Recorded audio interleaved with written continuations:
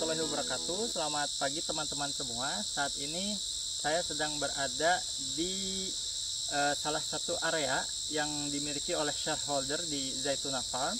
Ini tepatnya ini adalah area Omar dan Angela ya.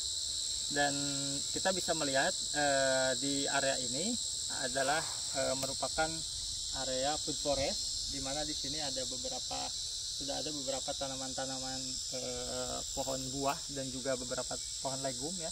Di antaranya di sini ada jambu, ada nangka, ada mangga, ada pisang, ada custard apple gitu ya. Dan ada juga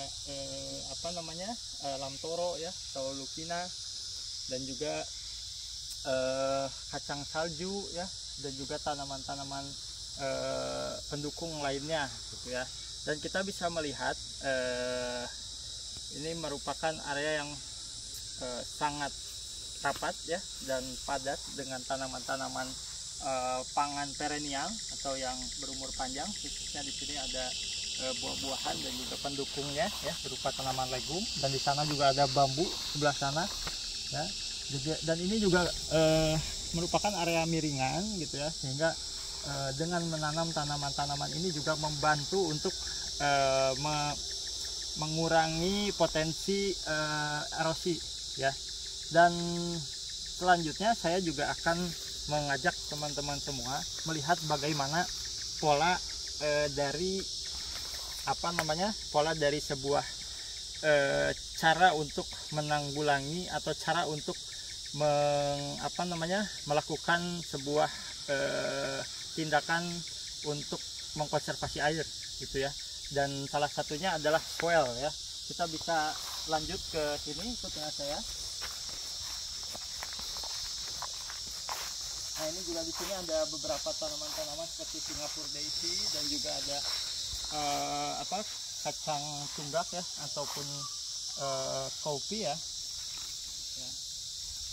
Dan ada beberapa pohon-pohon buah juga.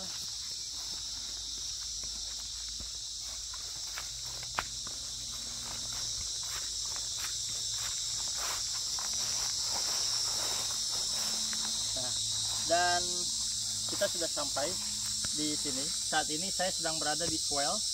Swale itu apa? Jadi swale itu teman-teman bisa melihat di sini ada seperti jalur ataupun sebuah jalan ya. Tapi sebetulnya ini merupakan salah satu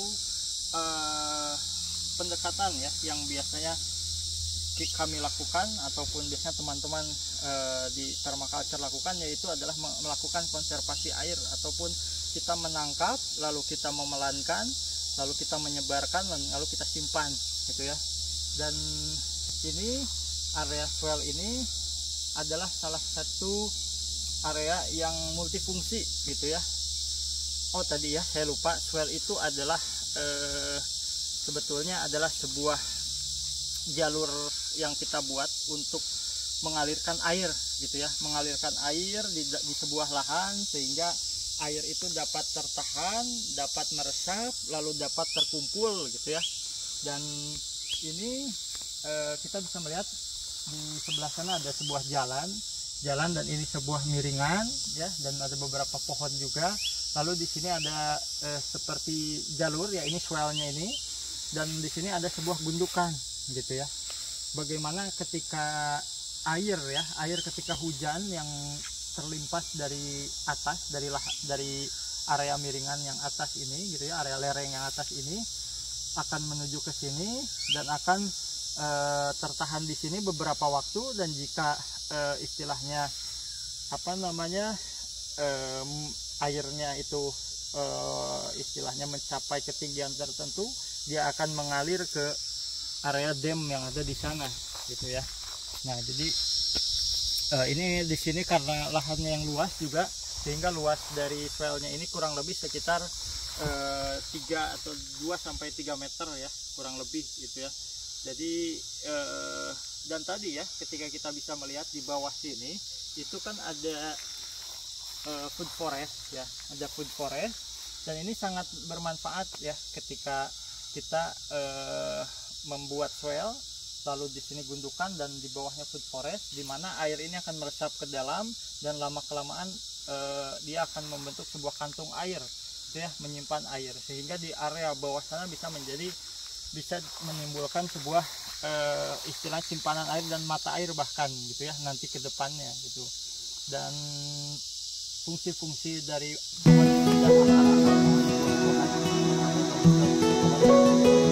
dia menahan air juga gitu fungsinya. Jadi bagaimana ini sebuah konservasi yang dilakukan lewat kriya lahan yang memanfaatkan sebuah energi di alam ya, baik dari bagaimana kita menampung air gitu ya, bagaimana kita menyimpannya, bagaimana kita mengalirkannya dan menuju ke dam tadi ya, ataupun sebuah tampungan air ya, yang di sini juga lumayan besar sebetulnya.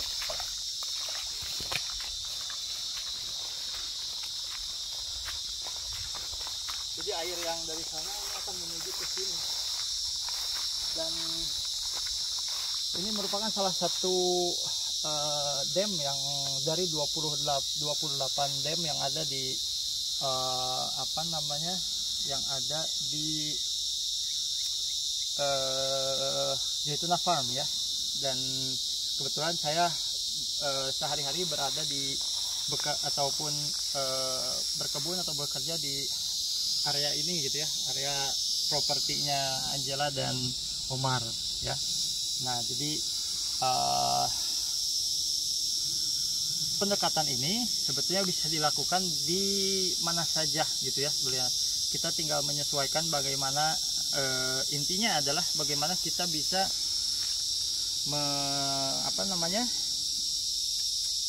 menangkap air, lalu menyebarkannya, meresapkannya ya, lalu menyimpannya, lalu dikonservasi gitu ya. Jadi di area yang tidak terlalu besar pun kita bisa membuat sebuah well ataupun sebetulnya kalau memang belum terbayang, sebenarnya ini seperti parit gitu ya, parit yang tapi di menyesuaikan bentuknya, menyesuaikan dengan pola alam gitu ya.